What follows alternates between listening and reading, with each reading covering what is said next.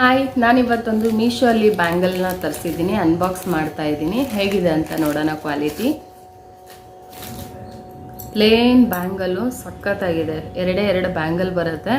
Gold plated, ನೋಡ್ತಾ ಇರ್ಬೋದು, ತುಂಬ ಚೆನ್ನಾಗಿದೆ. Wow, nice. 2.8 ಸೈಜಲ್ಲಿ ತರಿಸಿದ್ದೆ. 210ವರೆಗೂ ಸಿಗುತ್ತೆ ನಿಮ್ಗೆ ಸೈಜು.